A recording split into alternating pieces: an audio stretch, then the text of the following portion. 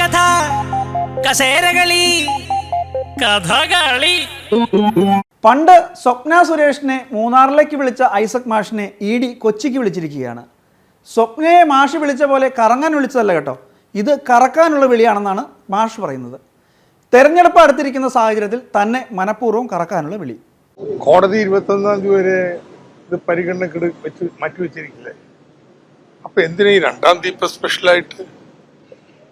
ഇത് politically motivated ആണ്. കിഫ്ബി യുഗമായിരുന്നു. എന്ത് പറഞ്ഞാലും കിഫ്ബി, എഴുന്ന ഫണ്ട് കിഫ്ബി, എഴുന്ന ഫണ്ട് കിഫ്ബി, എഴുന്ന ഫണ്ട് കിഫ്ബി. അങ്ങനെ പടക്കടകുദാഹവ. ഈ തെരഞ്ഞെടുപ്പ് കാലത്ത് എനിക്കെതിരായിട്ട് ദുഷ്പ്രചരണം നടത്താൻ വേണ്ടിയുള്ളതാണ്. എന്റെ തെരഞ്ഞെടുപ്പ് പ്രവർത്തനം ഡിസ്റപ്റ്റ് ചെയ്യാൻ വേണ്ടിയുള്ളത്. അല്ലെങ്കിൽ 2 വർഷമായിട്ട് ഇതൊക്കെ അന്വേഷിച്ച് നടക്കുന്നവർക്ക് ഇപ്പൊ ഇത്ര വലിയ ധൃതി എന്താന്നിരിക്കുന്നത്? ഒന്നല്ല 8 എണ്ണമാ കേസ്. 4 ആഴ്ചയാവനെ ഞാൻ തെരഞ്ഞു നടക്കുക. ശോഭരാജിനെ പിടിക്കാൻ അത്ര പാടില്ല. കോടതി എന്തിനാ എന്നെ വിളിപ്പിക്കുന്നത് എന്ന് ചോദിച്ചു. അതിന് ഒരു മറുപടിയായിട്ട് ഇന്നലെ കഴിഞ്ഞ ദിവസം കോടതിയിൽ പറഞ്ഞത്, കിഫ്ബിയുടെ ഒഫീഷ്യൽസ് പണത്തിന്റെ വിനിയോഗത്തെക്കുറിച്ച് എനിക്കറിയാമെന്ന് പറഞ്ഞു. എന്തോ അവർക്കറിയാത്തൊക്കെ എനിക്കറിയാവുന്നതുകൊണ്ട് അതുകൊണ്ടാണ് എന്നെ വിളിക്കുന്നത്. ഞാൻ കിഫ്ബിയുടെ ഒഫീഷ്യൽസുമായിട്ട് സംസാരിച്ചു. അവരങ്ങനെയൊന്നും പറഞ്ഞിട്ടില്ല. ആരാ?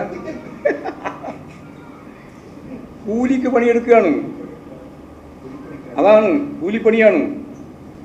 ഇവിടെ ഒരു കാര്യമുണ്ട്. എന്തുകൊണ്ടാണ് ഇവിടെ കേരളത്തിലെ ഗവൺമെന്റിനും നേതാക്കന്മാർക്കും എതിരായിട്ട് വരാത്തതെന്ന് ചോദിച്ചാൽ, ഇവിടുത്തെ പ്രധാനപ്പെട്ട പ്രതിപക്ഷ നേതാവുണ്ടല്ലോ വി.ഡി. സതീശനും സമാധാനിപ്പിക്കാൻ വേണ്ടിയാണ്. അതിലൊന്നും കീഴടങ്ങുന്ന പാർട്ടിയും പ്രസ്ഥാനവും ജനങ്ങളും അല്ല കേരളത്തിലുള്ളതെന്ന് മനസ്സിലാക്കണം. പിന്നെ മാഷിന് അങ്ങനെ ഇ.ഡി. പേടിയൊന്നുമില്ല കേട്ടോ. ഇ.ഡി. എന്താ മൂക്കിപ്പൊടിയാക്കുമോ എന്നാണ് മാഷ് ചോദിക്കുന്നത്. എൻ്റെ പൊന്നു മാഷ്, വെറുതെ ഒന്ന് പോയി നോക്കുന്നതായിരിക്കും നല്ലത്. ഈ കെജ്രിവാളിനെയും ഇ.ഡി. പൊക്കിയത് 8 9 ഒക്കെ വിളിച്ച ശേഷമാണ്. വെറുതെ റിസ്ക് എടുക്കണോ? തീരുമാനം എടുത്തതിനെ കുറിച്ചാണെങ്കിൽ ഞങ്ങളുടെ കമ്മിറ്റി എന്ന് പറയാം, വിനിയോഗം എന്ന് പറയുന്നത് ഓരോ സോഴ്സിൽ നിന്നുള്ള ഓരോ ഫണ്ട് ആരവർക്ക് ഇവിടെ കൊടുക്കണമെന്നുള്ളത് അതിന്റെ എക്സിക്യൂട്ടീവ് കമ്മിറ്റിയിലാണ് തീരുമാനിക്കുന്നത്. അത് റൂട്ടീൻ കാര്യം അതിന്റെ ഉദ്യോഗസ്ഥന്മാർ തീരുമാനിക്കും. ബാക്കി ഞാൻ പറഞ്ഞതാണ്. എന്റെ തോന്നല് എന്തുവാ, വന്നി ചെന്നില്ലെങ്കിൽ എന്താ മൂക്കിപ്പൊടിയാകും. പഴയ പണിയൊന്നും വീണ്ടും തുടങ്ങിയിട്ടില്ലല്ലോ? ഇല്ല സാർ, ഞാനിപ്പോ ഒരു പുതിയ മനുഷ്യനാണ്. 100% സൽസ്വഭാവി. വേണ്ടാത്ത പണിക്ക് വല്ലതും പോയാൽ ഇടിച്ചതിന്റെ പരിപ്പളക്കം മനസ്സിലായോ? ഇങ്ങനെയൊക്കെ മനുഷ്യന്മാരെ ഭീഷണിപ്പെടുത്തിയാൽ എന്താ? ഇവിടെ ആർക്കും ഇ.ഡി. പേടിയൊന്നും ഇല്ലട്ടാ.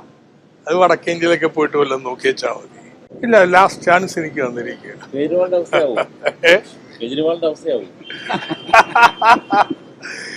നോക്കാന്ന് ഇത് കേരളമാണ്.